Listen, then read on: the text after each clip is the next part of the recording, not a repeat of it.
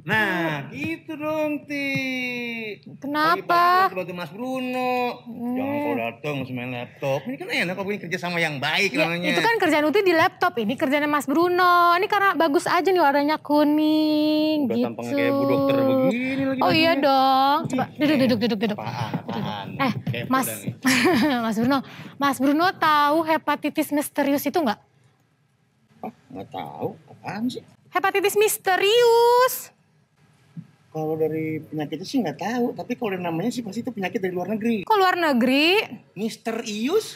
Bukan mister buat panggilan nama orang, tapi ini penyakit yang nggak tahu penyebabnya terus nyerang ke anak-anak.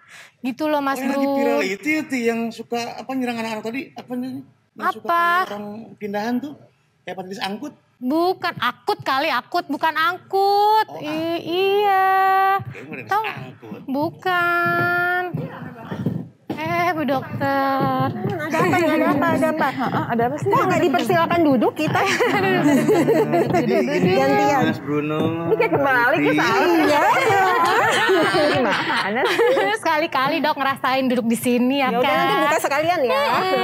Kita tuh mau ngomongin hepatitis. Hari ini kan emang ngomongin hepatitis. Kita ntar ngomongin sedikit lah mengenai hepatitis yang misterius itu katanya. Tapi kan memang karena masih misterius masih banyak yang masih belum jelas pada dasarnya. Tapi kan yang namanya hepatitis emang udah lama ada di Indonesia, biar ngerti lah sebetulnya masyarakat supaya nggak panik. Yang penting tuh deh kayaknya. Paniknya ini lebih heboh dibandingin penyakitnya loh. Betul. Karena nggak tahu penyebabnya itu ya dok ya. Iya. Penyebabnya itu Ti, kalau hepatitis. Sebenarnya sih gini sih, penyakit kan belum ketahuan penyebabnya. Tapi kan kalau ketahuan pengobatannya udah lumayan dong. Yang penting kan sekarang orangnya bisa sembuh dulu dong anaknya. Yang penting kan gitu dong. Tapi yang lebih pasti ya pencegahan Mbak, gimana pun juga. Sebenarnya kalau pencegahan agak repot kalau belum tahu penyebabnya apa. Ini agak dokter nih memang. Penyebabnya itu karena mata kuning, gigi kuning, ya kan dok? Enggak ada gigi kuning itu kali. Gimana sih? Enggak, mata kuning, kulit kuning iyalah. Tapi kalau itu enggak. Kita buka dulu yuk. Gantian kita yang buka. Ya baru sebentar ngerasain dok. Hati-hati ya, hati-hati. Lagian ikutan ya. Kita buka dulu ya. Halo Indonesia, selamat pagi. Ketemu lagi di Halo Dokter. Ya, hari ini kita memiliki topik yang sangat menarik tuh. Saking excitednya sampai salah ngomong. Oke. Jadi hari ini kita akan membicarakan tema yang dibicarakan banyak orang dan ini sejak bulan April kemarin menjadi perbincangan. Iya. Jadi narasumber hari ini juga kece-kece ya, Betul, Mbak ya. Keren-keren memang ya. Sesuai dengan permintaan pemirsa berkali-kali diminta kita membahas dong mengenai hepatitis yang misterius itu. Hari ini kita bahas ya. Jangan lupa karena sehat itu asik. Ada dua narasumber siapa aja? Yes, narasumber hari ini yang pertama adalah Dr. Aryani Dewi Widodo, spesialis anak konsultan. Betul. Yes, beliau adalah konsultan gastrohepatologi anak. Nah, pas ya. Kemudian yang kedua adalah Dr. Pustika Evan, spesialis anak konsultan, dan beliau adalah konsultan emergensi dan rawat intensif anak. Nah, yang asik dari Halo Dokter ini kan bisa nanya langsung ke sini, nanti di segmen 3 dijawab. Nah, yang cara bertanyanya itu lewat Instagram aja ya, @halodoktertvri. Ya. Dari sekarang udah boleh ditulis, nanti segmen 3 mulai kita bacakan satu persatu dan kita jawab. Kita jeda sebentar dulu ya pemirsa ya, kita akan kembali sesaat lagi, jangan kemana-mana. Ya, tetap di Halo Dokter karena sehat itu asik.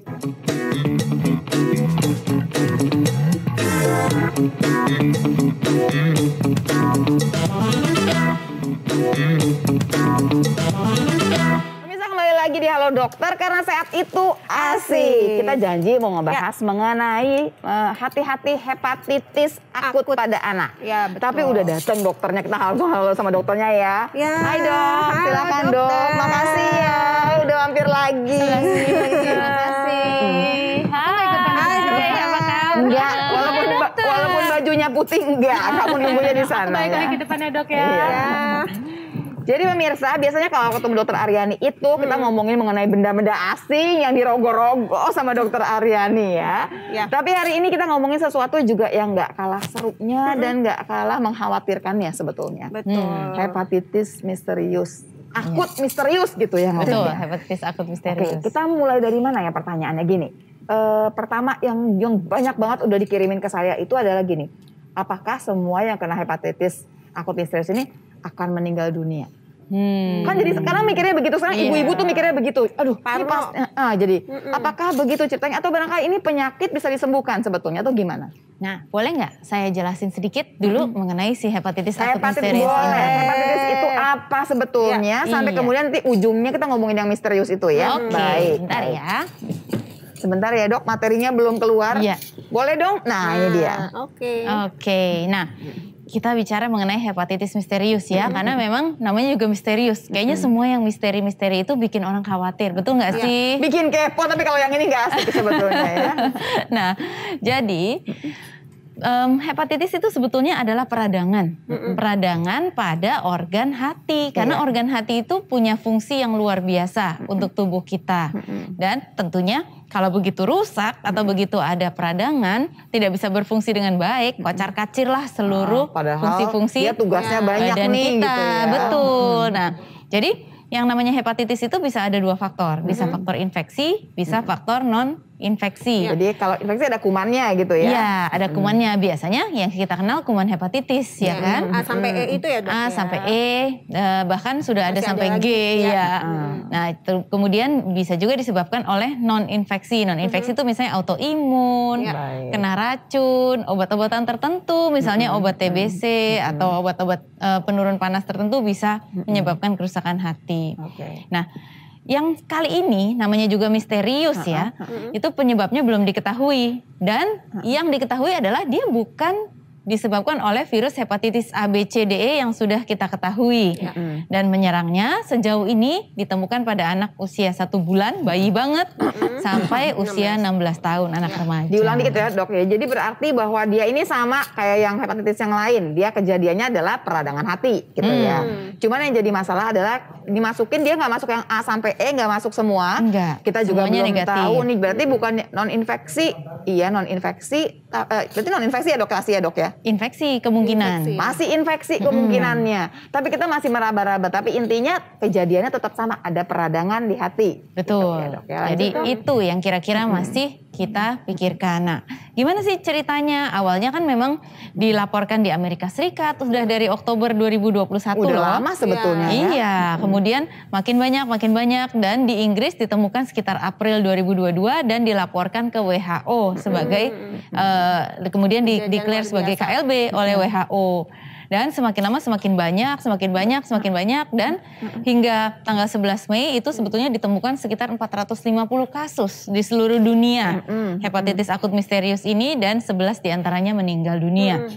Nah di Indonesia sendiri per tanggal 13 Mei 2022 ada 17 kasus yang pending classification dan 1 kasus yang probable. Oke, pending classification maksudnya apa nih buat supaya ibu-ibu di rumah apa itu lagi? Apa itu pending classification? Maksudnya adalah sudah dilakukan pemeriksaan ke arah mencari faktor penyebabnya dan menyingkirkan yang bukan, tapi belum selesai pemeriksaannya. Berarti kalau misalkan pemirsa nanyain, kok udah 18 cepet amat tiba-tiba ujuk-ujuk itu 18 ini belum jelas juga. Belum 100% karena kan pemeriksaan itu tidak semua tersedia langsung. Misalnya hepatitis B, hepatitis A itu kan sudah ready ya pemeriksaannya. Ini mudah lah ya periksaannya. Betul, tapi kalau yang C sisanya juga. gitu. Tapi D, E, adenovirus dan virus-virus lain itu kan tidak ready. Jadi butuh waktu. Sampai sekarang belum. Butuh waktu plus tempatnya juga nggak semua kota barangkali bisa mengadakan. Akses ke pemeriksaannya mungkin belum semuanya oke ya. Untuk di Indonesia sendiri maaf dok, untuk kasus kematiannya? Nah untuk kasus kematiannya sejauh ini minimal sudah 5 anak yang dilaporkan meninggal dunia. Tapi still kita masih belum bisa bilang ya karena belum semua pemeriksaannya keluar dan menunjukkan negatif. Kalau tadi kan pending classification. Iya, kalau tadi kan harus negatif A, negatif B, negatif C, D, E gitu ya. Sekarang tidak. Sebetulnya hepatitis B itu karena dia ditebengin oleh hepatitis D, jadi hepatitis D sudah tidak diperiksa lagi, dimasukkan sebagai pemeriksaan wajib. Karena kan kalau hepatitis B-nya negatif, pasti D-nya juga tidak. Nah, jadi penyebabnya kan apa ya? Kita bingung. Dipikirkan apakah ini varian virus hepatitis baru Kemudian apakah gara-gara post infeksi COVID-19, apakah ada dugaan adenovirus misalnya. Karena ternyata 71-72% dari kasus-kasus itu positif adenovirus varian F41. Ada positif adenovirus. Tapi kalau apakah semua yang kena ini si misterius ini semuanya anak-anak itu pernah kena COVID? Tidak. Jawabannya tidak. Tapi balik lagi kalau yang kena COVID gini ya dok ya. Kalau yang sakit betul kita tahu ya dok ya, kita kasih obat. Ada juga kan orang-orang yang ternyata tertular. Tapi tanpa gejala, itu kan juga nggak bisa dipikirkan. Tapi kalau kita lihat ada bayi-bayi ya, bayi umur 1 bulan, baru 1 bulan gitu kan, 2 bulan, iya kan itu kemungkinan ke arah itu kan lebih kecil, meskipun bisa saja misalnya dari kandungan atau apa. Nah, yang itu belum bisa dipastikan. Jadi buat ibu-ibu yang barangkali pertanyaannya sampai udah jelimet-jelimet, ini jawaban yang paling bagus adalah kita banyak belum taunya. Tapi yang pasti kalau kita belum tahu jangan panik dulu dan jangan bikin itu loh ceritaan kesimpulan sendiri gitu ya. Jangan bikin gosip-gosip lah. Betul.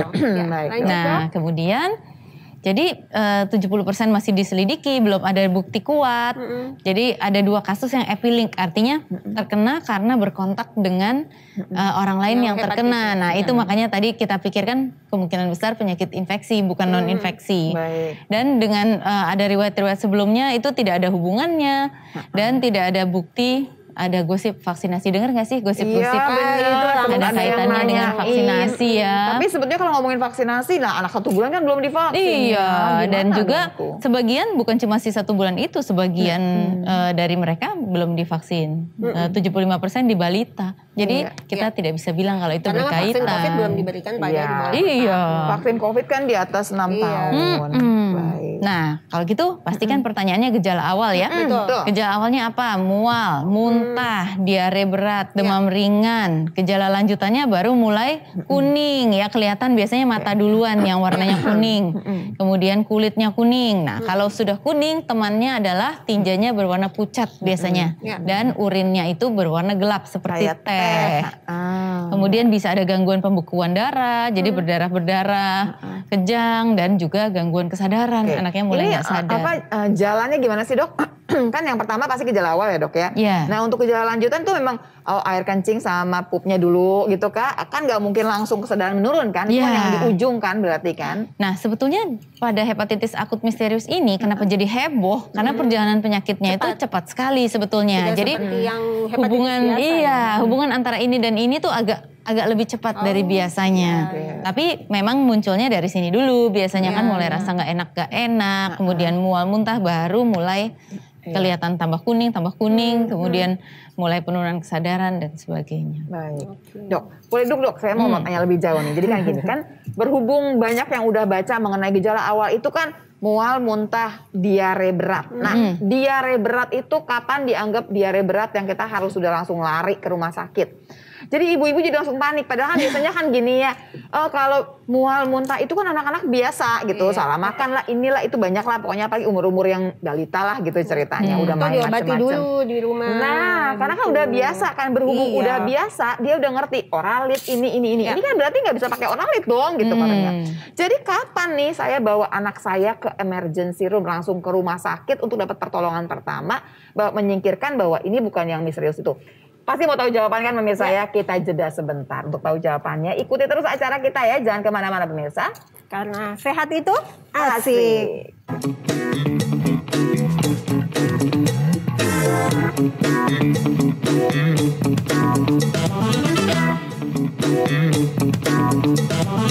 Pemirsa kembali lagi di Halo Dokter, karena sehat itu asik. Jadi janjinya adalah saya tadi ngasih pertanyaan sama Dokter Aryani belum dijawab. Sengaja memang supaya semua nungguin jawabannya seperti apa. Jadi waktu dikatakan gejalanya itu si hepatitis yang misterius ini kan gejalanya adalah mual, muntah, diare berat ya dok ya, sampai kemudian demam ringan. Demam ringannya udah kita singkat gak terlalu tenang. Ibu-ibu biasa udah cincai kalau demam. Tapi begitu kapan sih kita langsung bawa ke rumah sakit? Ngitungnya gimana? Nah memang ini nggak mudah ya. Kenapa sih kok sekarang begitu ada diare sedikit, mual muntah sedikit, kemudian diharapkan membawa ke rumah sakit untuk cek SGT, SGPT. Nah Sebetulnya karena pemerintah itu sedang meningkatkan surveillance. Jadi supaya kasus-kasus itu bisa ditemukan sejak dini. Oleh karena itu kalau dari Kementerian Kesehatan begitu ada salah satu dari gejala-gejala tersebut langsung sebaiknya dibawa ke dokter untuk diulang dok. dinilai. Salah satu dari gejala tersebut dok, anak itu mual muntah tuh kan sering banget dok. Betul. Jadi mual muntah langsung periksa SGOT SGBT. Nah Iya, kalau gimana saran itu, saya Dok? sih sebaiknya paling tidak kita meningkatkan kewaspadaan. Ya. Jadi kita kalau mengikuti anjuran dari pemerintah maka gejala-gejala diantaranya kuning, mual muntah, lemas-lemas, lelah, letih, lesu, kemudian artralgia artinya nyeri-nyeri sendi, nyeri-nyeri otot, kemudian ada gejala-gejala yang sakit perut, itu sebaiknya dilakukan screening. Nah screening itu mungkin alangkah baiknya kalau ada gejala-gejala seperti itu dibawa dulu ke tenaga kesehatan. Setidaknya untuk dilihat dan ditentukan apakah perlu pemeriksaan lebih lanjut, misalnya pemeriksaan hati atau Nggak kebayang tidak. ini bakal orang berbondong-bondong. Iya, memang betul, memang betul. Dan kebanyakan orang tua itu menolak Mbak. Karena kenapa? Karena anak saya kan cuma mencret dok gitu. Misalnya nih ya di prakteknya. Baru saya mau tanya sama dokter anak berdua ini. Jadi sekarang keadaan di tempat praktek itu seperti apa sih? Apakah semua orang jadi kepanikan, parnoan semua dibawa? Itu atau gimana? Pasti. Kalau Cici gimana sih? Kalau misalnya di tempat praktek itu kebanyakan memang mereka pingin tahu nih dok ini ke arah hepatitis yang misterius ini nggak dok ya gitu misalnya. Terus Nah, kan untuk tahu kita mesti periksa. nah terus habis itu ya kita harus ini periksa dulu, periksa darah langsung mundur perlahan. Loh nggak bisa dok, kita lihat dulu di rumah, kita evaluasi dulu gitu. Nah itulah yang menjadi salah satu pertimbangan kita ya dok ya. Jadi kita harus ngeliat dulu nih kapan kita akan periksa, kapan enggak gitu. Nah sebetulnya jatuhnya itu seperti ini ya, kita tuh harus bijak-bijak. Tapi kewaspadaan kita meningkat dibandingkan dengan sebelumnya. Iya, Kalau sebelumnya kami para dokter selalu bilang udah bu nggak apa-apa, diare ibu udah tahu kan caranya. Caranya gimana? Yang penting Udah jangan pinter-pinter dehidrasi ya ya. ibu, udah pernah saya ajarin kan Iya, gitu. Tapi kalau iya. sekarang kami juga lebih alert ya. Iya. Jadi kalau ada pasien yang menghubungi atau bertanya, kami bilang oke, lapor ya 2 hari lagi gitu. Kalau gejalanya makin memberat, kalau belum membaik. Iya. Jadi kira-kira seperti itu. Jadi yang tadinya kita anggap ibu udah tahu kan caranya gimana kan bu, pokoknya ibu nggak usah panik, caranya gini.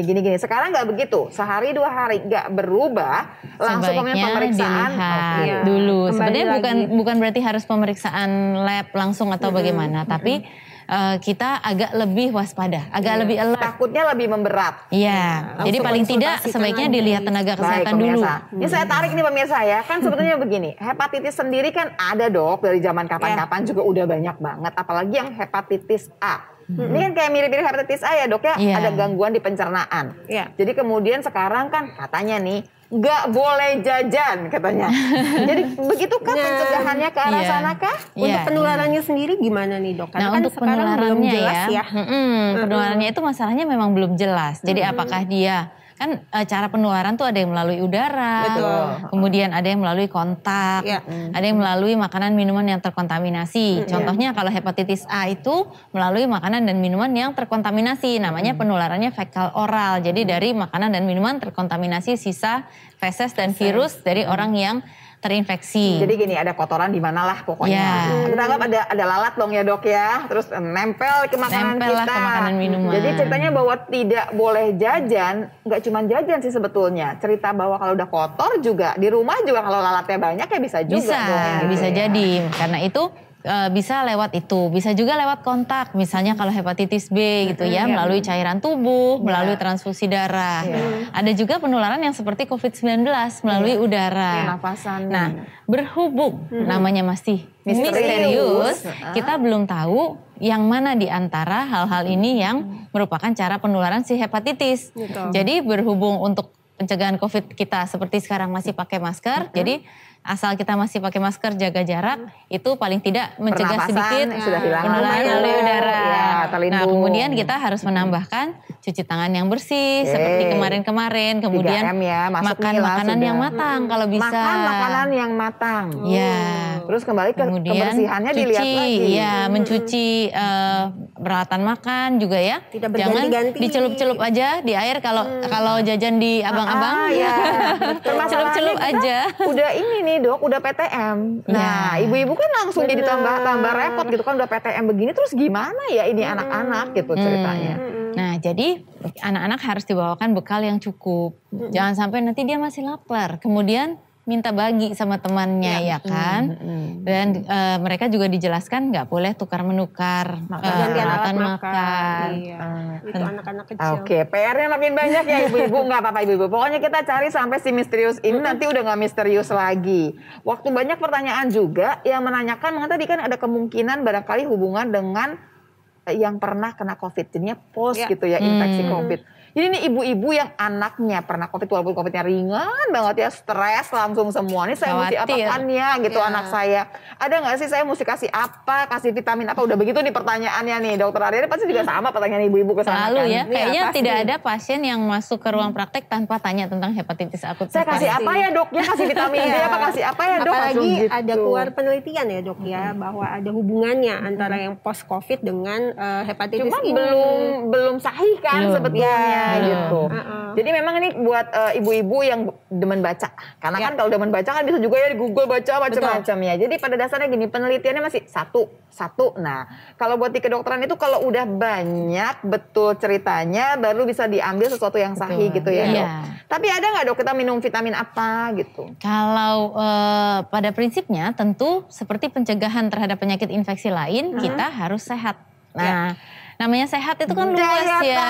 Nah, daya tahan tubuh secara umum. Tapi jangan terlalu termakan hoax bahwa ini nih pencegahan hepatitis akut misterius, minum ini, minum ini. Gak ada ya, kita aja masih belum tahu, masih meraba-raba. Belum, begitu. tapi alangkah baiknya kalau kita tidur teratur, makan yang sehat dan bersih. Ingat ya, bersih. Kemudian kita juga harus olahraga, menjaga aktivitas fisik supaya badan kita tetap sehat. Sama anaknya nggak boleh stres. Oh iya, ibunya juga nggak boleh stres ya, sama aja ya. Ini udah kelihatan nih temannya dokter Aryani sudah datang. Hai, bukannya Mas Bruno ya? Dokter Pustika. Halo, dokter Pustika. Gak diapa-apain kan sama Mas Bruno di situ? Tentunya. Pakai nyindir coba pengen tahu. Kan mulai. Memuaskan ya. Dok, apa kabar dok? Baik. Repot juga nggak dok sama si misterius ini? Ya. Sekarang sih kita bersiap-siap ya.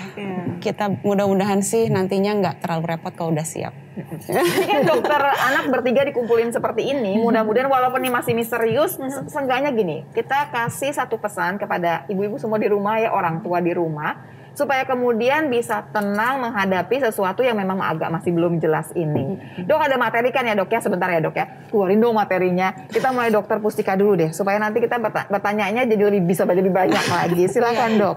Sebentar ya. Aduh, udah sampai dipicu itu kan gak enak ya dok. Jangan sampai ke tempat saya justru dok. Sebelum mulai materi saya mau nanya, udah ada belum dok pasien yang dirawat di? Untuk di tempat kami kebetulan belum. Tapi beberapa rekan-rekan di kota-kota lain sudah kita share satu sama lain. Dok, rumah sakitnya dokter tuh rumah sakit rujukan juga banyak orang yang kesana. Berarti kalau belum itu masih agak tenang. Jadinya langsung gitu. Dok, picu apa dok maksudnya dok? PICU itu Pediatric Intensive Care Unit. Jadi unit ICU-nya buat anak begitu ya. Betul. Jadi ada kan udah banyak kan influencer kesehatan kan ya bikin tulisan macam-macam. Salah satunya adalah segera ke ICU anak. Lo emang gampang gitu ke ICU anak? Jangan sampai. Ya, jangan, maksudnya juga begini loh pemirsa. Kita bukannya kepengen bawa anak kita, dok masukin ICU, nggak begitu. Nanti yang menghitung masuk ICU atau tidak ya dokternya dong di sana ya. Silakan dok. Oke, terima kasih dokter Lula. Kita mulai slide-nya ya. Dokter Pustika tuh kayaknya tenang banget ya. Harus gitu ya kalau di ICU ya pasti ya. Betul sekali. Karena ibu sama bapaknya udah jerit-jerit kan. Tenang bapak ibu gitu ya. Iya, jadi mungkin memang tadi sudah dijelaskan ya tentang apa sih hepatitis akut itu, kemudian gejalanya bagaimana. Dan tentu kita yang menjadi concern adalah bagaimana nanti hepatitis itu berkembang menjadi berat, menjadi kondisi yang perlu memerlukan ICU gitu. Nah, kenapa sih anak itu perlu masuk ICU? Pertimbangan kenapa pada banyak penyakit maupun di hepatitis ini, himbauannya jika ditemukan kasus seperti ini rujuklah ke pelayanan yang memiliki ICU gitu. Karena ketika perjalanan penyakitnya terus berlanjut, maka anak bisa sampai pada kondisi ini. Gagal hati akut dengan tentunya gejala-gejala ini, perdarahan bisa. Karena hati itu tadi Dokter Arini sempat bilang bahwa hati itu walaupun bukan organ sevital jantung dan otak ya, tapi dia tugasnya banyak gitu.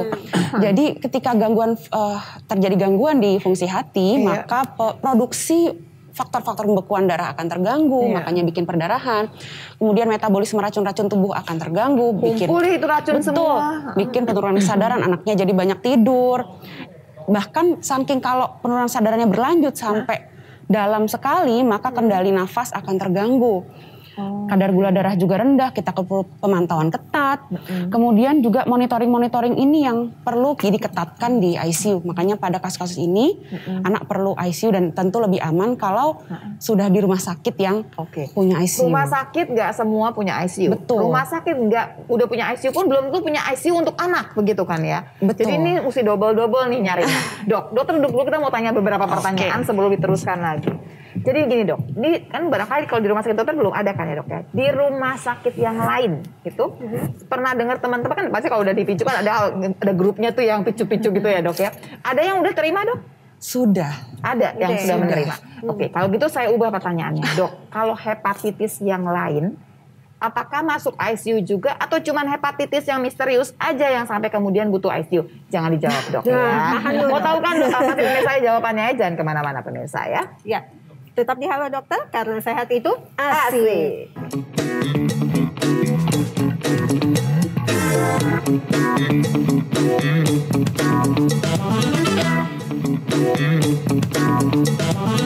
Ya pemirsa, masih bersama kami. Terima kasih. Kita tetap akan melanjutkan perbincangan yang sangat menarik, yang misterius dan sampai harus dirawat di PICU tuh bagaimana sih?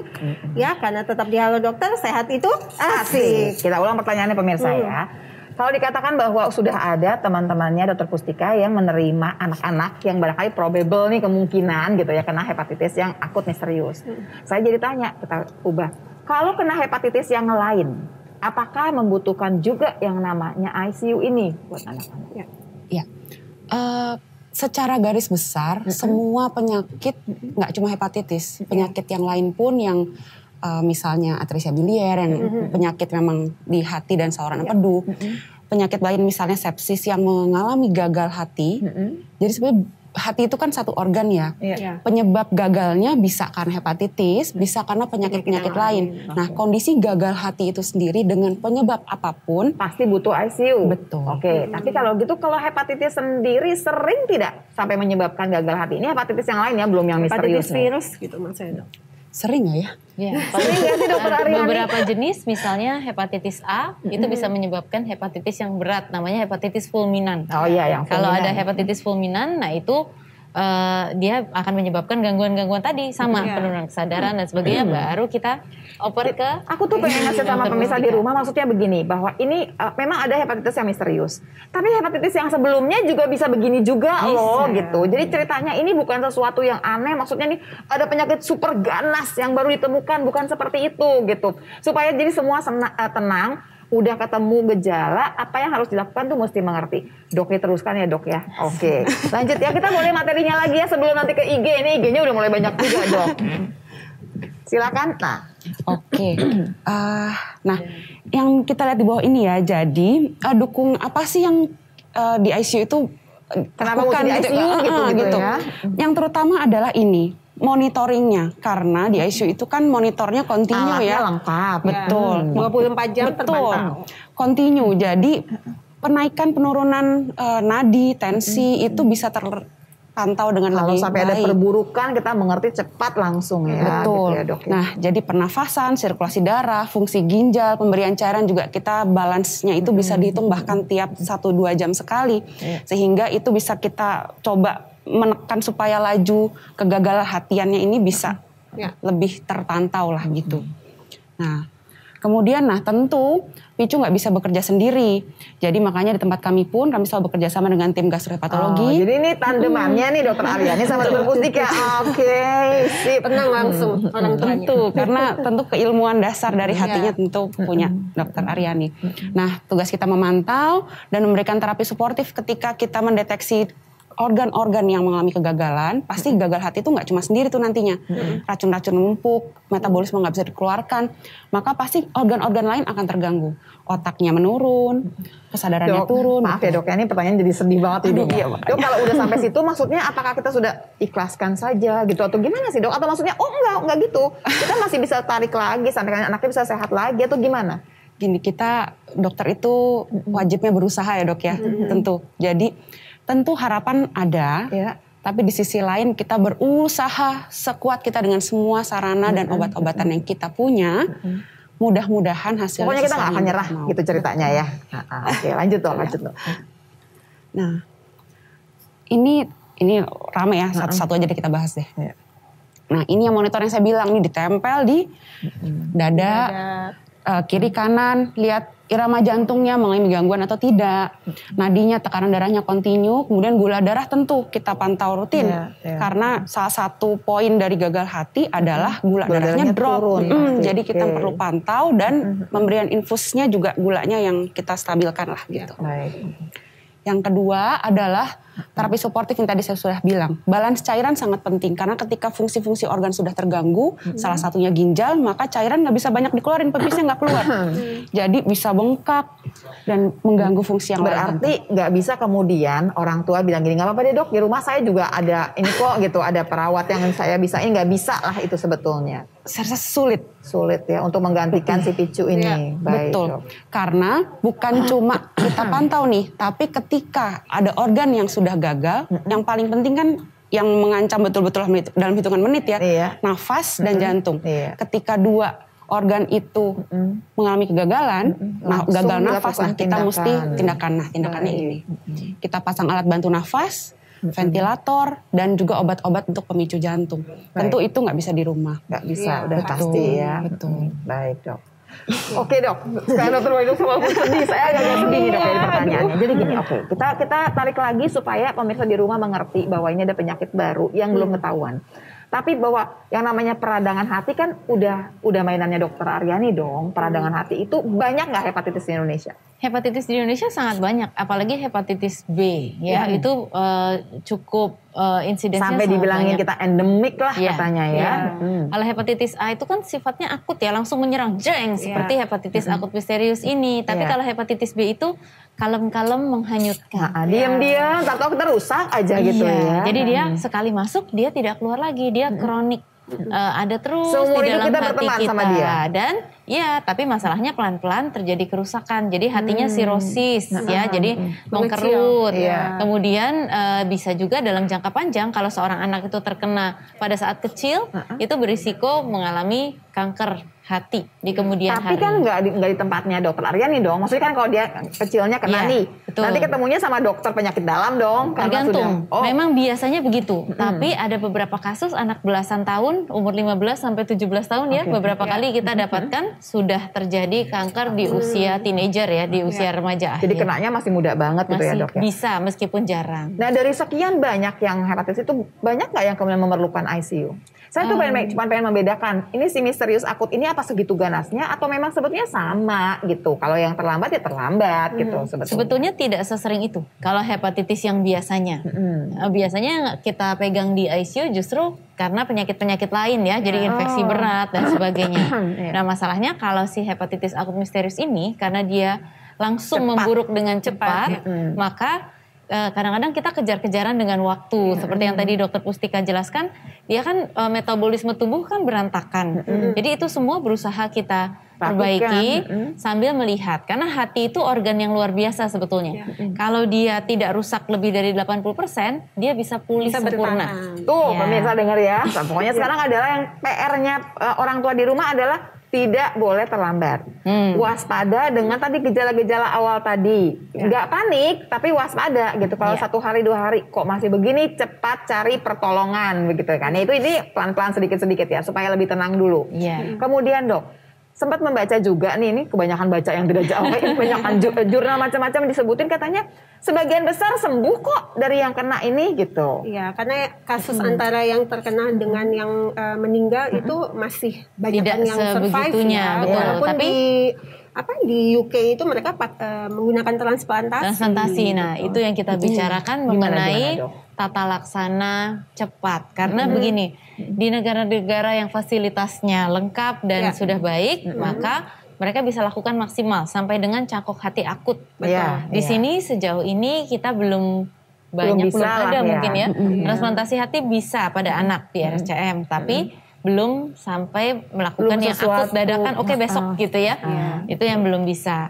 Jadi karena itu kita betul-betul harus mendeteksi secara dini dan mencegah supaya tidak berlanjut menjadi berat dalam waktu cepat. Jadi kalau di Indonesia kita terkendala sama itu ya dok ya. Tapi dari kan masalahnya gini sih pemirsa ya, kita kalau mau ngomong seberapa yang sembuh lah dari 18 itu aja kita masih belum tahu yang beneran karena yang hepatitis misterius. Jadi kita nggak bisa bilang. Dan kemarin sempat dengar dari Kementerian Kesehatan juga 7 udah gugur. Ada yang umurnya di atas 16 tahun. Jadi ada udah macam-macam nih ceritanya. Berarti tinggal ada 11 lagi yang kita mesti kejar-kejar lagi. Dari yang 11 itu juga belum tentu gitu. Bisa juga gini kan dok, ada yang ceritanya diare berat. Nih saya jadi pengen tanya mengenai diare. Katanya anak Indonesia nih banyak yang meninggal karena diare. Ini jangan-jangan yang hepatitis akut misterius ini juga meninggalnya belum sampai rusak gitunya, tapi karena diare beratnya. Itu karena seperti itu nggak sih dok?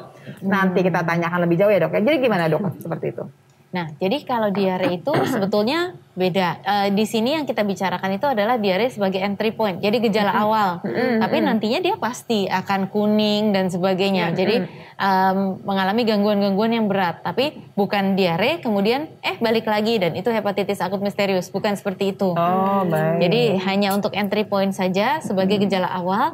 Maka kalau ada gejala-gejala awal tadi, kita harus pantau ketat sampai kita yakin bahwa dia bukan yang hepatitis misterius tersebut. Butuh waktu panjang, ya pasti butuh waktu panjang tuh untuk menentukan. Ada pertanyaan nih dok, aku baru ingat dari pasien. Jadi rata-rata mereka datang ke tempat praktek itu nanya, dok ini bisa nular nggak sih ke dewasa? Nah itu dok gimana ya? Sebetulnya kasus pada dewasa belum banyak ya dokter Pustika ya. Tapi bisa. Jadi kalau kita bicara mengenai penularan penyakit kan sebetulnya tidak terlalu pilih-pilih usia ya. Betul. Gimana dokter Pustika? Kalau menurut saya sih selama belum ada laporan kasusnya ya dok, ya kita waspada aja. Penularan mah pasti bisa. Kita berharap tentu daya tahan tubuh kita lebih baik ya. Jadi walaupun terpapar juga, tapi mudah-mudahan kita nggak sakit. Nah mengenai apakah bisa ke dewasa atau nggak, kita tunggu papernya mungkin ya. Nah sebetulnya ini nih, ada penyakit-penyakit yang lebih banyak menyerang anak-anak. Misalnya hand, foot, and mouth disease, penyakit flu Singapura.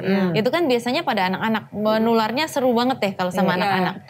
Dewasa. Tapi kita di situ aja kita kok nggak kena ya? Nah dewasa jarang sekali, tapi ada, bukan tidak ada. Bisa terkena orang dewasa, terutama yang imunitasnya sedang rendah, sedang lelah. Jadi kita tidak bisa bilang bahwa kalau belum ada laporan pada dewasa terus itu jadi dewasa pasti tidak hujan. Nah, namanya penyakit infeksi ya prinsipnya dia bisa apalagi masih meraba-raba. Boleh keluarin satu pertanyaan IG dong, tapi itu jawabannya nanti aja gitu ya. Kita lihat ya, pengen tahu satu aja nih. Dari snack bar nih, bedanya hepatitis biasa dengan hepatitis akut. Nanti kita jawab ya, snack bar. Tunggu jawabannya sesaat lagi, jangan kemana-mana pemirsa. Ya, tetap di Halo Dokter, karena sehat itu asik.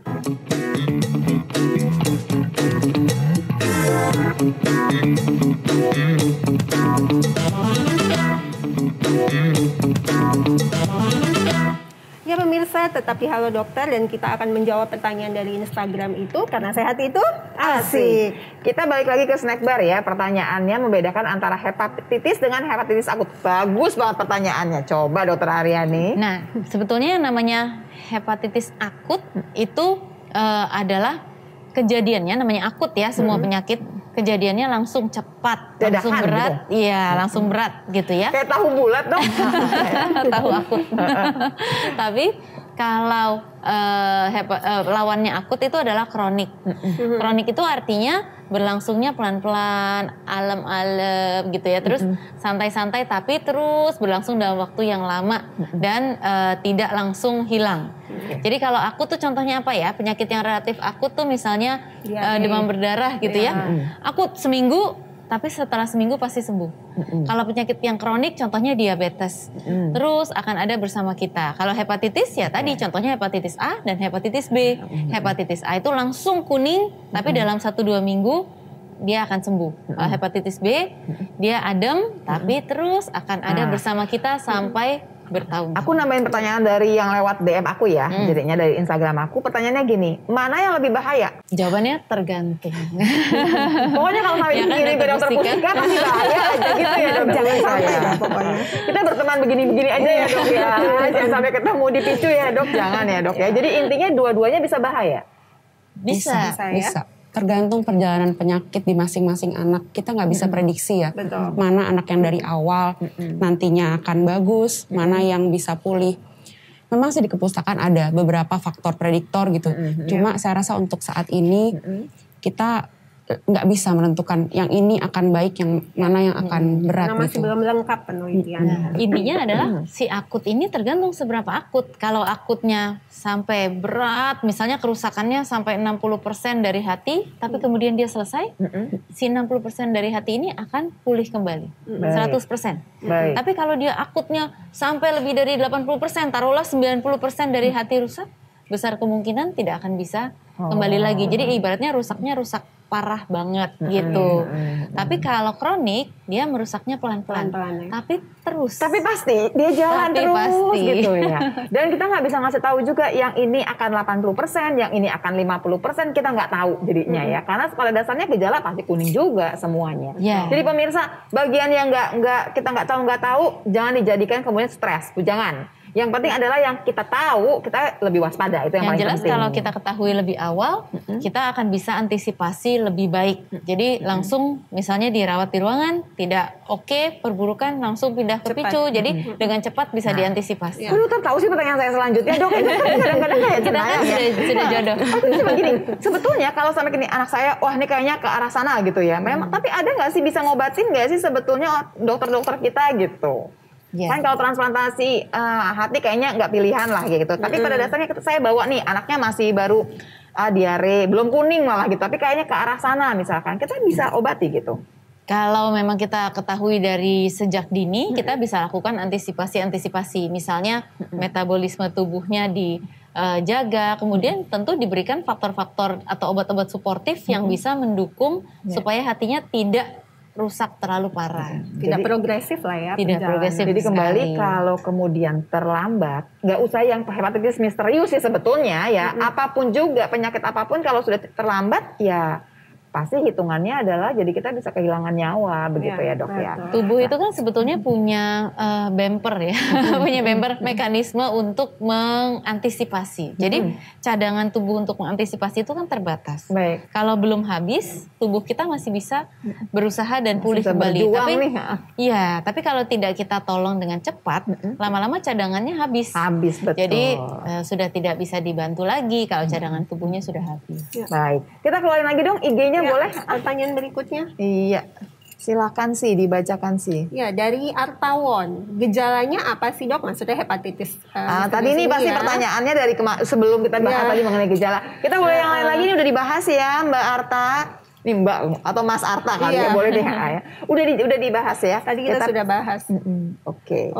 Dari Vika Arin, penularan hepatitis akut ini lewat mana ya dok? Mungkin bisa diulang lagi tadi. Ketinggalan juga ini kali Pak masih ya. ketinggalan. Oke, kita bedain sama yang hepatitis A kali ya sekalian. Jadi kalau penularan hepatitis ini bisa berbeda-beda tergantung dari tipenya ya.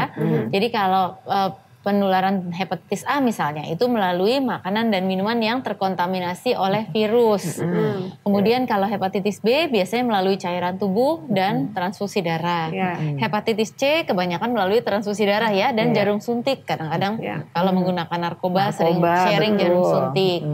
Kalau hepatitis akut yang ini itu yang kita belum ketahui apakah mirip dengan A, mirip dengan B, sepertinya bukan mirip dengan C karena tidak ada riwayat transfusi, tapi atau bisa juga diduga berkaitan dengan virus lain, contohnya virus saluran nafas. Kalau memang berkaitan dengan virus saluran nafas, artinya masih bisa ada kemungkinan ya penularannya melalui udara. Berarti ini masker kita jadi pegangan lagi gitu ya. Nggak boleh kendor. Baik kalau begitu. Cukup banyak ya jadi penularan. Tapi kan kita masih meraba-raba. Nanti kalau udah pas rapi jelas kita akan bahas lagi ya pemirsa ya. Lanjut. Kita masih punya pertanyaan lagi katanya ini dia dari Iksan. Iya. Apakah ada hubungannya penyakit MAH dengan hepatitis? Karena saya pernah dengar ada yang sakit MAH begitu tes darah hasilnya gejala hepatitis. Oh, mungkin ini hepatitis bukan yang akut. Ini menarik sekali ya sebetulnya ya. Karena kan tadi salah satu gejala yang dominan dari hepatitis itu adalah mual muntah. Betul. Jadi gejala dari MAH atau gastritis kan juga mual muntah ya, sakit perut sama mual muntah sama sakit perut bagian atas. Jadi barangkali sebetulnya itu bukan sakit MAH, tapi dari awal memang adalah gejala hepatitis yang diduga sebagai sakit MAH. Atau bisa barangkali double gitu bisa nggak? Bisa aja. Dua-duanya ya. Jadi sebetulnya ada sakit MAH dan sudah sering sakit MAH, terus tiba-tiba mulai ada serangan lagi mual muntah, dipikir MAH seperti biasanya. Terus minum obatnya biasa. Kayaknya aku nggak sembuh nih ya, pasti periksa lebih jauh ternyata hepatitis. Jadi boleh-boleh aja, tapi jangan deh sebetulnya ya. Jangan jadi parno lah ya. Sebenarnya ya. Oke. Jadi sebetulnya kita balik lagi ke tempat dari awal. Karena kita mengerti yang kita bahas ini sebetulnya masih banyak yang meraba-rabanya ya dok ya. Mudah-mudahan sebulan 2 bulan ke depan ini kita bisa lebih jelas. Oh tahu deh bentuknya seperti apa. Untuk sementara waktu kalau sampai ada orang tua di rumah udah mual tuh ya, udah mual, muntah, diare, gitu, ada demam ringan, anaknya dikasih apa dulu sebelum ini kan dibawa kan ya, dikasih apa dulu tuh dok? Ini kalau tim nih begini loh pemirsa. Ini timnya nih mesra banget. Dia kata kamu apa aku ini orang pacaran. Silakan gitu kan ya. Oh dokter Mustika deh boleh dok. Jadi begini. Kalau yang kita inginkan itu sebetulnya tujuan dari pembicaraan kita adalah supaya orang tua waspada tapi bukan parno. Itu tujuannya. Jadi waspada yes, panik no. Iya, jadi tidak semua penyakit-penyakit yang ada itu akan nantinya mengarah ke hepatitis akut. Apalagi sekarang kan anak-anak sudah mulai PTM, sudah mulai jalan-jalan, sudah mulai ke playground, terus mereka sudah mulai pilek-pilek, nggak enak, diare-diare. Betul dong. Satu pertanyaan juga berhubungan dengan kolam renang umum. Sempat rame ya, viral tuh ceritanya. Sekarang nggak boleh ke kolam. Kan ketelan katanya airnya itu katanya. Sebetulnya kalau dari kolam renang sih, biasanya kalau kolam renang yang di-maintain dengan baik, justru akan ada kaporit ya. Kaporit itu yang menjaga supaya tidak ada penularan penyakit melalui air atau melalui cairan. Tapi emangnya berenang itu nyelam. Kan pasti ada saat-saat di mana kita naik untuk menarik nafas. Jadi kalau kita saling berdekatan dengan orang lain, bukan tidak mungkin ada penularan yang melalui udara kan? Ada kemungkinan. Begitu, ada kemungkinan. Jadi kalau kita berenang melalui cairan tubuhnya sendiri, kemungkinan besar sih tidak ya, karena ada mekanisme proteksi. Agak tenang ya, oke, kolam renang tapi jangan deket-deketan gitu ya. Yang atau pakai masker, oh nggak mungkin. Terus kalau sampai kemudian mual, kemudian diare, semua obat-obatan yang biasa boleh dipakai dong dok. Boleh ya dok ya. Digunakan. Terus begitu kita lihat besoknya kok nggak ada perbaikan, tetap jalan-jalan lah ke dokter keluarganya masing-masing, dokter anaknya masing-masing untuk memastikan bahwa ini bukan yang misterius itu. Tapi ada yang misterius lagi yang mau hadir nih. Kenapa misterius seperti ini? Kenapa misterius? Ini kenapa berduaan? Kita merhatiin dok dari tadi dok. Ini kebetulan anaknya kecil-kecil semua nih mereka. Kita punya anak kecil semua ya. Kayak tadi aku udah dengerin gitu dari awal sampai akhir. Ya nggak Mas Brun? Kesimpulannya apa jadi dapatnya? Pantun? Pantun. Oh iya. Gimana tuh? Jadi pantunnya gimana? Main di hutan sama Darius. Waduh, cakep. Pulangnya lari dikejar cita. Yuk hindari hepatitis misterius dengan patuhi prokes pemerintah. Aduh, Uti pinter banget. banget deh. Coba Mas Brun. Udah nggak enak ini rasanya. Pergi belanja bareng selebritis. Oke dong. Pulang ya dapat jajanan gratis. Terus Sakit perut kupikir terkena hepatitis. ternyata Ternyata habis makan rujak petis. Dok, terima kasih banyak Dokter Pustika. Dokter Ana, terima kasih banyak. Jangan kapok untuk kita undang lagi ke sini ya. Mudah-mudahan sih gak jadi banyak pasiennya Dokter Pustika ya. Picunya gak usah banyak. Ya, mudah-mudahan sampai segini aja. Dan ketahuan lebih jelas sebetulnya seperti apa pemirsa. Yang paling penting adalah jangan panik. Waspada boleh ya. Buat semua mama-mama muda. Yang tua juga boleh sih sebetulnya ya. Iya, tetap jaga kesehatan, pola hidup, patuhi protokol kesehatan, pakai masker, cuci tangan. Dan yang pasti tetap saksikan Halo Dokter setiap hari Senin sampai Jumat jam 9.30 sampai selesai. Dan yang ketinggalan nih Mbak, apa? Boleh langsung ya, lihat aja di YouTube TVRI Nasional. Tetap di Halo Dokter, karena sehat itu asik.